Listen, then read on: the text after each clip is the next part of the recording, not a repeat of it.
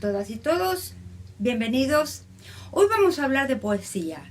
Vamos a hablar en general de qué es lo que constituye una poesía con sus elementos, rima, ritmo, métrica, etc. Pero yo quiero comenzar diciendo que escribir poesía no es algo que se pueda enseñar. Se aprende a escribir poesía leyendo buena poesía. También se aprende a apreciar la buena poesía. Por eso este taller no está solamente dirigido a aquellos que están escribiendo o quieren escribir poemas, sino también a aquellos que les gustaría aprender a apreciar la literatura poética. Naturalmente, todo lo que se dice en poesía, se refiere específicamente a la poesía, pero hay partes que también se pueden aplicar a la prosa. Es decir, a la prosa poética, por supuesto, pero aquellos que están escribiendo cuentos también pueden adquirir ciertas nociones de lo que es el ritmo interno, de lo que son las figuras retóricas, las metáforas, las imágenes. Siempre leer buena poesía ayuda no solamente a apreciar y escribir la poesía, sino también a escribir una una prosa que tiene momentos líricos. Bueno, como esto es una clase más o menos introductoria, voy a hacer un somero análisis de algunas cosas que me parecen relevantes y específicamente quiero hablar de tres cosas. Primero, de los términos.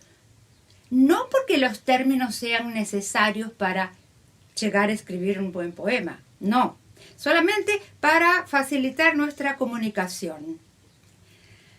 Segundo, me gustaría también hablar sobre los tipos de poesía rápidamente. Nuevamente, no es que sea necesario saber lo que es un soneto o lo que es una redondilla, a menos que queramos escribir específicamente un soneto o una redondilla. Pero es más que todo para saber de qué estamos hablando. Y finalmente quiero decir qué es lo que constituye una buena poesía y qué es lo que parece poesía, pero no lo es porque le faltan ciertos elementos. Muy bien, vamos a hablar entonces de algunos términos, como dije, y nos va a facilitar la comunicación, y son los términos verso, estrofa y poesía. ¿Qué es el verso? El verso es la unidad que marca las divisiones dentro de una estrofa. El verso es una línea. Entonces, los versos pueden tener diferente cantidad de sílabas. Eso no significa que no sea un verso, puede ser larga, puede ser corta. La estrofa es el conjunto de versos. No necesariamente un poema va a tener estrofas. Puede ser un montón de líneas, una debajo de la otra, y todavía es un poema.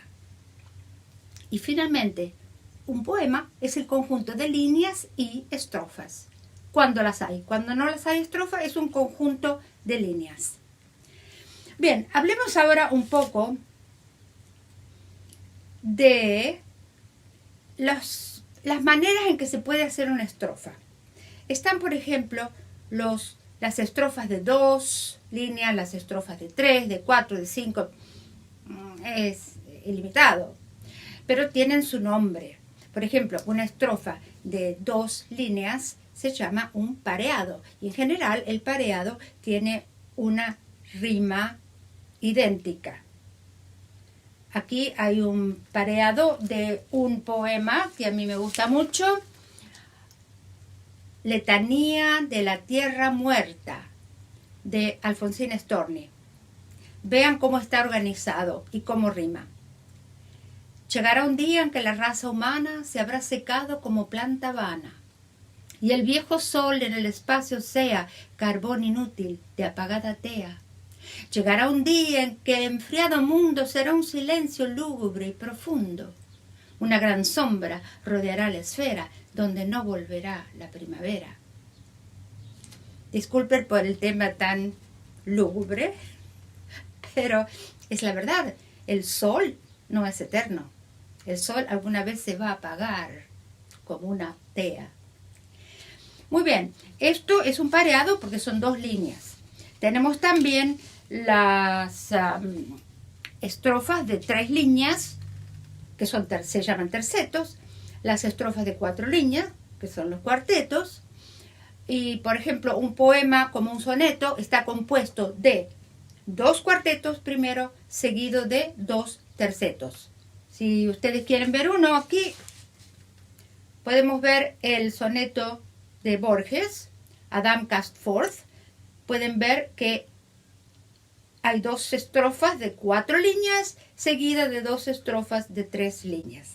Después vamos a ver qué es lo que constituye realmente un soneto, porque no es solamente la distribución de las estrofas, sino también la manera en que rima. Muy bien, tenemos también estrofas de 6 líneas que hacen un sexteto, de 8 líneas que hacen una octava. Tenemos también poemas que contienen un estribillo, quiere decir que son 2 líneas o 3 o a veces 4 que se repiten después de cierta cantidad de estrofas. Y eso es lo que hace la música, porque la música muchas veces necesita un estribillo que es lo que se repite, ¿verdad? Bueno, eso en cuanto a estrofas. Entonces dijimos lo que es un verso. El verso es la línea, la estrofa es el conjunto de líneas, y el conjunto de líneas y estrofas, cuando las hay, las estrofas, es un poema. Ahora bien, un poema tiene en general ritmo, métrica y rima. La rima, que es lo que más asociamos con un poema. La rima es la coincidencia de las vocales y a veces las consonantes de la última sílaba de un verso. Si esa coincidencia está al final de cada verso, se llama una rima final. Pero si la rima está dentro del verso, ahí se llama rima interna. Por ejemplo, un poema puede tener rima al final y rima interna también, ¿por qué no? Una prosa poética tiene rima interna, pero en general no rima al final de cada frase. Y una prosa mucho menos. En la prosa no se puede rimar porque eso ya es una especie de simetría que no suena bien, porque la prosa es contar una historia. Y cuando contamos una historia no hablamos en verso, ¿verdad? No, hablamos naturalmente. Bien, la rima también puede ser consonante o asonante. La rima consonante es aquella donde riman no solamente las vocales de la última sílaba, o digamos de la última sílaba después de la última sílaba acentuada, sino que también coincide con las consonantes. Vocales y consonantes tienen que coincidir. Eso es una rima consonante. Vamos a ver el ejemplo de un poema de una rima consonante, En perseguirme mundo que interesas, de Sor Juana Inés de la Cruz. En perseguirme mundo que interesas, ¿en qué te ofendo cuando solo intento poner belleza en mi entendimiento y no mi entendimiento en bellezas? Como ven, interesa, belleza, combinan la S, bueno, es la Z, pero para nosotros se pronuncia igual, a la consonante y las vocales. Y con intento y entendimiento también. Eso es consonante. Es un arte mayor, se llama, de rima consonante. También tenemos la rima asonante, donde solo riman las vocales. Este poema de Becker, Gustavo Adolfo Becker, es un hermoso poema. No le quita ninguna belleza el hecho de que la rima es asonante. Solo se lo doy como ejemplo. Yo sé de un himno gigante y extraño que anuncia en la noche del alma una aurora. Y estas páginas son de este himno, cadencias que el aire dilata en la sombra. Aquí lo único que rima es aurora con sombra. Y simplemente rima asonante porque riman las vocales y no las consonantes. ¿Sí? Aurora y sombra es asonante. Bien, hablemos ahora un poco de la métrica. La métrica a veces se confunde con el ritmo. Están emparentados los dos conceptos, pero no son exactamente lo mismo. La métrica es la medida que tiene un verso, es decir, la cantidad de sílabas. Un verso puede tener 4, 5, 6, 7, 8, 9, 10, 11, 14 sílabas, ¿sí? Las que quieran. Las más comunes en español son las rimas de 8, es el octasílabo. ¿Por qué es la más común el verso de 8 sílabas? Porque de alguna manera en el idioma español hacemos una pausa después de 8 sílabas, más o menos. En cambio, el italiano tiene frases más largas y hacen las pausas naturalmente, uno no lo piensa, es natural, se hacen las pausas cada 11. Por eso es que el soneto, que proviene de Italia, tiene 11 sílabas. Es llamado el endecasílabo. Por ejemplo, vamos a ver un ejemplo de octosílabo, que, como digo, es lo más común en la lengua española. Calderón de la Barca, ya en el Renacimiento, en el poema La vida es sueño, nos dice: yo sueño que estoy aquí, de estas prisiones cargado, y soñé que en otro estado más lisonjero me vi. ¿Qué es la vida? Un frenesí. ¿Qué es la vida? Una ilusión, una sombra, una ficción, y el mayor bien es pequeño, que toda la vida es sueño, y los sueños, sueños son. Si ven, son 8, ¿verdad? Yo sueño que estoy aquí. Y ustedes dirán, pero ¿cómo no? Son 7, yo las conté porque terminen aquí. Sin embargo, aquí es palabra aguda, y cuando hay una palabra aguda, cuenta por 2, ¿sí? Yo sueño que estoy aquí, de estas prisiones cargado. Por otro lado, cuando tenemos una palabra que es no aguda, pero el contrario, que es esdrújula, que el acento está en la antepenúltima, cuenta, en vez de 3 sílabas, cuenta como 2. Por ejemplo, Penélope,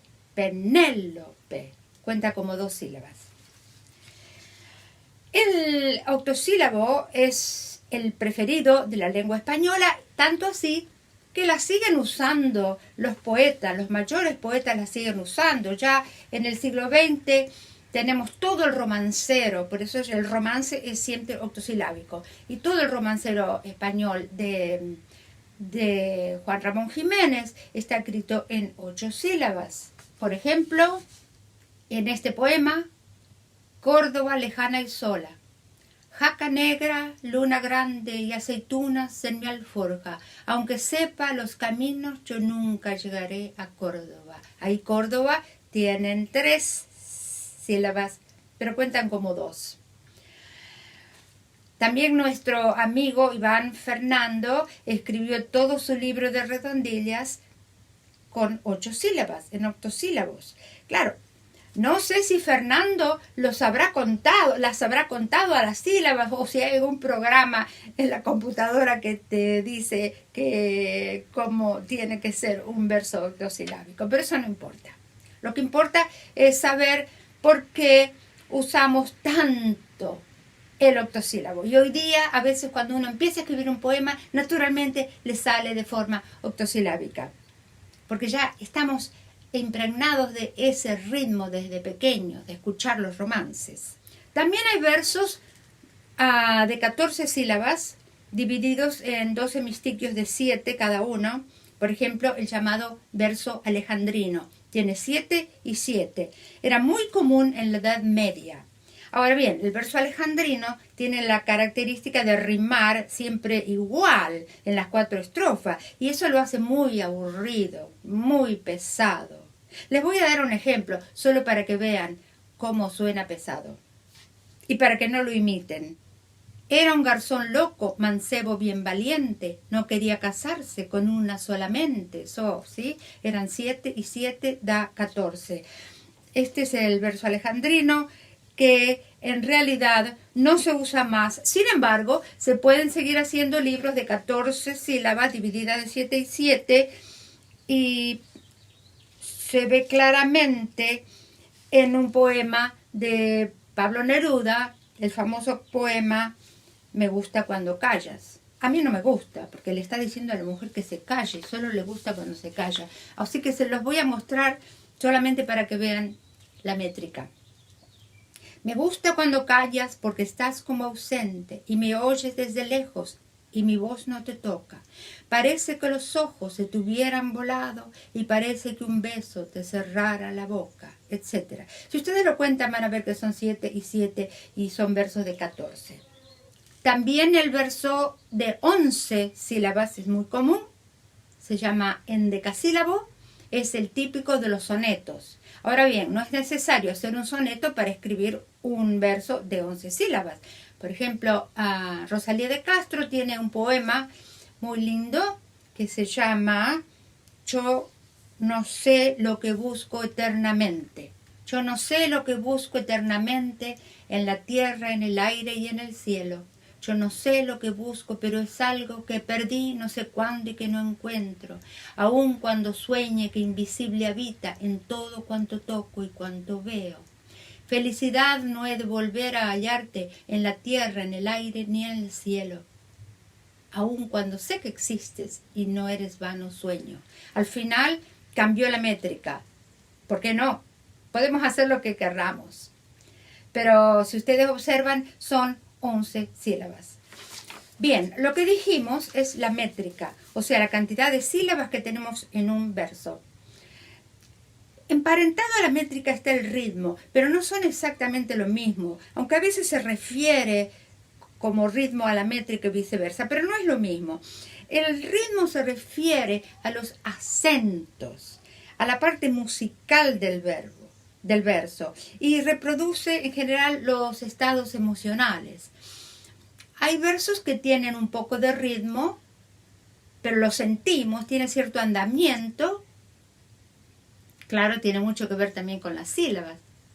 Hay otros versos que son puro ritmo. Les voy a dar un ejemplo de uno muy, muy famoso también, de Nicolás Guillén, que se llama Sensemayá, canto para matar a una culebra. Sensemayá, canto para matar a una culebra, de Nicolás Guillén. La culebra camina sin patas, la culebra se esconde en la hierba. Tú le das con el hacha y se muere, dale ya. No le des con el pie que te muerde, no le des con el pie que se va, dale ya. Si ustedes escuchan, es tan tararán, ¿sí? La culebra se esconde en la hierba, lararán, lararán, lararán. No le des con el pie que te muerde. Tararán, tararán, tararán. Para aquellos que saben música, yo les puedo mostrar cómo esto se puede escribir en notación musical. Sería 2 corcheas y una negra.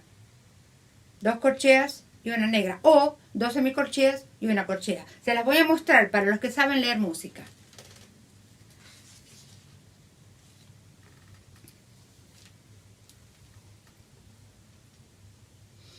Cuando este ritmo se da a espacios regulares, a cada 2, cada 3, cada 4 sílabas, se refuerza la musicalidad del poema. E inclusive se puede hacer una canción sin problema.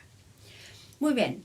La manera en que los versos y la rima se acomodan en la página, en el poema, nos da la estructura. Y la estructura puede ser de diversas maneras. Puede ser que, por ejemplo, en un cuarteto, que la primera rima con la última y la segunda con la tercera. En tal caso le llamamos A, B, B, A. La primera con la última y la segunda y la tercera riman juntas, ¿sí? Vamos a ver el ejemplo de, ya lo vimos, de La vida es sueño. Como ven, yo sueño que estoy aquí de estas prisiones cargado y soñé que en otro estado más lisonjero me vi, ¿sí? Aquí y vi son la primera y la cuarta, cargado y estado la segunda y la tercera. Esto se llama A, B, B, A. Tampoco es muy importante saber esta distinción de letras, pero también, como digo, a veces uno se refiere a un poema y dice, es un poema A, B, B, A. Bueno, entonces sabemos de qué se está hablando. Otros pueden ser A, B, A, B. Por ejemplo, la primera con la tercera y la segunda con la cuarta. este sería el ejemplo de Guantanamera. Yo soy un hombre sincero, de donde crece la palma, y antes de morir yo quiero echar los versos del alma, ¿sí? La primera, la tercera, la segunda con la cuarta. Hay otros que son monorrimo, como ya les dije en el verso alejandrino, que es de la Edad Media, era todo igual, a. Eran cuartetos, pero todo terminaba igual. Les voy a dar un ejemplo solamente para que vean que suena muy pesado. No es para que ustedes lo imiten, es solo para que lo sepan. Por ejemplo, era un garzón loco, mancebo bien valiente. No quería casarse con una solamente, sino con 3 mujeres. Tal era su talente, porfiaron en cabo con él toda la gente. Está bien, eso era lo que gustaba y lo que podían hacer en la Edad Media. Hoy ya no gusta. Si ustedes están tentados de hacer una cosa así, evítenla, porque ya no se considera poesía de buen gusto, de ninguna manera. Otras rimas pueden ser más libres, por ejemplo, A, B, C, A. Y tienes una rima la primera y la última solamente. O A, B, B, C, la segunda y la tercera. El poeta hace lo que quiere en general. Lo importante no es tanto rimar. Lo importante es que suene bien, que suene poético, que tenga lenguaje poético. Hay rimas que tienen una cierta constancia en la cantidad de sílabas y de vez en cuando ponen un verso más cortito, y eso se llama rima de pie quebrado. Una de las más famosas es la de Jorge Manrique, Coplas a la muerte de mi padre. Ved de cuán poco valor son las cosas tras que andamos y corremos, que en este mundo traidor aún primero muramos, las perdemos. Es una manera muy interesante, no con este lenguaje que es muy arcaico, ¿verdad?, pero con un lenguaje moderno, tener ciertas líneas y después hacerla más corta y repetir el mismo esquema. Eso es lo que suele darle mucho movimiento al poema. Muy bien, cuando tenemos cierta conjunción de tipo de estrofas y tipo de rima, podemos llegar a un poema bien estructurado. El poema más complicado, digamos, y más formulístico es el soneto. El soneto, como digo, viene de Italia, pero ha sido adquirido por ya los renacentistas en España y se escribieron los sonetos más hermosos. Podemos ver otra vez el soneto de Borges que vimos al principio. Por ejemplo, en este poema de Borges es un soneto muy estructurado que sigue exactamente al pie de la letra toda la fórmula. La fórmula del soneto, ¿cuál es? Que el primer cuarteto tiene que ser una rima A-B o A-B-B-A. Y el segundo cuarteto tiene que mantener la misma estructura. Si en la primera hizo A-B, en la segunda también.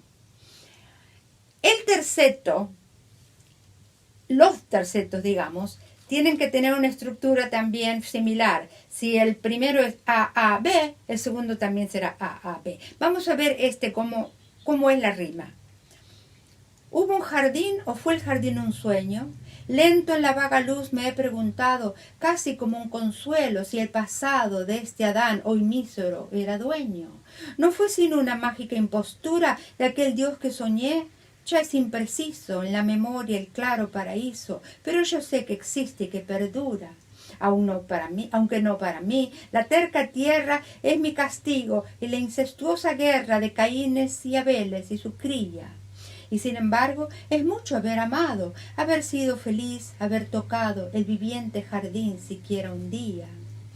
Como ven, en el primer cuarteto, sueño y dueño están rimando tanto como impostura y perdura, o sea, es el primero y el cuarto en los dos cuartetos.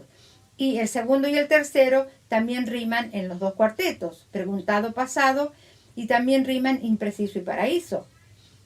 Y en los tercetos tienen tierra, guerra, cría, sería AAB. Y amado, tocado, día. De nuevo es AAB. O sea, hacer un soneto es un poco difícil. Si ustedes lo quieren probar, es una buena práctica. Pero tienen que contar las sílabas, que tienen que ser 11, y tienen que observar la estructura de los cuartetos y los tercetos. Y además hay otras consideraciones, como presentar el problema en los dos primeros cuartetos y dar una especie de resolución en los dos tercetos. Bien, todo esto que hemos hablado se refiere más que todo a los versos muy estructurados, pero dentro de la poesía clásica hay un amplio espectro de formalidad. Hay algunos que son más formales que otros. Ya en el siglo XVII, en medio o al final del barroco, Sor Juana tiene un poema del que hemos hablado mucho en otras ocasiones, que es Primero Sueño. Y es un poema que no respeta ninguna métrica. Es una silva, y se llama silva porque viene de la palabra salvaje, justamente por eso, porque no respeta ninguna formalidad. Vamos a verlo. Piramidal funesta de la tierra nacida sombra, al cielo encaminaba de vanos obeliscos, punta altiva, escalar pretendiendo las estrellas.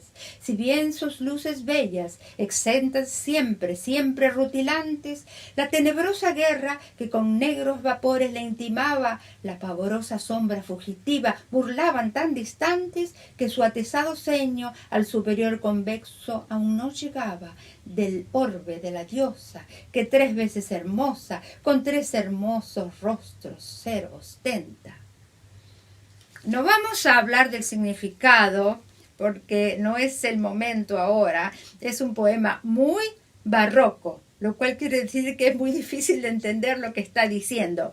Pero en este momento sí podemos decir lo siguiente, que es una polimetría, son versos que tienen diferente extensión y la rima es una rima caótica. ¿Hay rima? Sí, hay rima. Por eso todavía es un poema. Miren la rima. Por ejemplo, tierra con estrellas, con bellas, con guerra. Encaminaba con intimaba, llegaba. Fugitiva con altiva, distantes con rutilantes, etc. Hay rima, no es una rima formal, pero eso es lo que ella quiso hacer, por eso se llama una silva.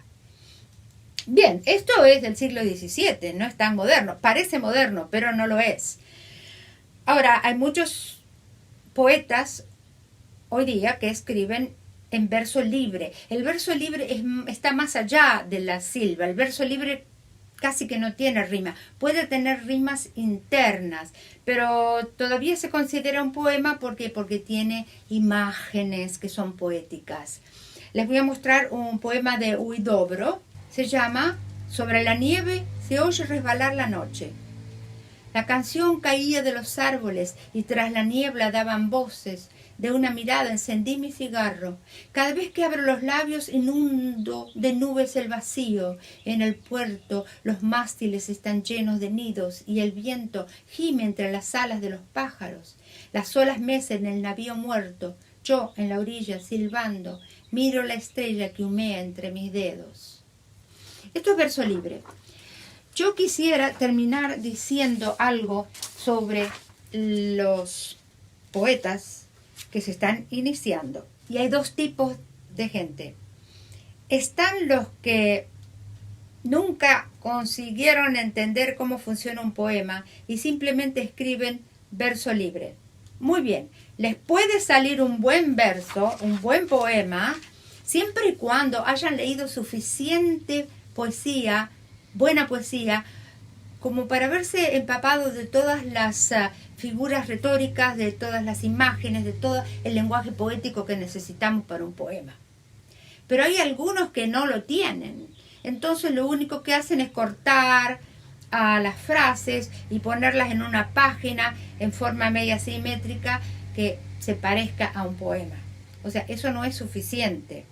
Yo creo que para escribir una buena poesía, inclusive en verso libre, hay que practicar un poco una poesía más clásica, que se adhiera a un formato con cierta rima, con cierto ritmo, porque eso nos va a facilitar mucho más hacer poesía en verso libre, pero todavía con un contenido poético. En el otro extremo, hay gente que cree que la poesía es solo rimar o contar sílabas con los dedos o con la computadora. Eso tal vez es peor todavía, porque se cree que con encontrar una palabra que rima ya basta. Por ejemplo, están hablando de abuela y dicen, a ver qué rima con abuela. Bueno, ciruela, ¿sí? Recuerdo a mi abuela cuando como ciruela. No. O recuerdo a mi abuela cuando me duele la muela. Sí, muela y ciruela y abuela y escuela, todos. Sí, todos riman, pero no es poesía. Puede ser consuela, porque ya es una imagen, es una emoción. Puede ser. Pero tratemos de evitar las rimas fáciles. También, cuando hago referencia a rimas fáciles, me refiero a esos finales, aba, ¿sí? Y esas son rimas fáciles, tampoco esas las queremos. Lo más importante de todo en la poesía es saber usar las imágenes, la emoción, las figuras retóricas. No vamos a hablar hoy de figuras retóricas porque eso pertenece a otra clase y porque también es un tema que no se puede analizar en 5 minutos. Pero nomás les digo que las figuras retóricas son las metáforas, las repeticiones, son la sinestesia, son los símiles o comparaciones, a la personificación de ciertas cosas, los símbolos que usamos, la sinestesia. Son muchos, que lo vamos a ver en otra ocasión. Lo que me gustaría ahora es que manden un poema.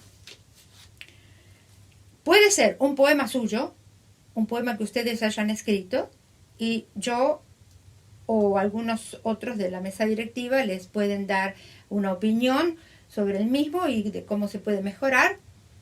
O si no escriben poesía, tendrán tal vez un poema preferido y entonces pueden analizarlo y decir, bueno, ¿qué tipo de rima tiene? ¿Qué tipo de ritmo tiene? ¿Tiene rima interna o tiene rima al final de los versos? ¿Es rima consonante o asonante? ¿Tiene cierto formato a cuarteto o terceto? Todo lo que puedan analizar. Pero lo más importante sería decir por qué les gustó y cuáles son las figuras que ustedes ven que más les han llegado. O sea, cuál es el lenguaje poético. Esto es todo por hoy. Espero ansiosamente ver su tarea. Muchas gracias.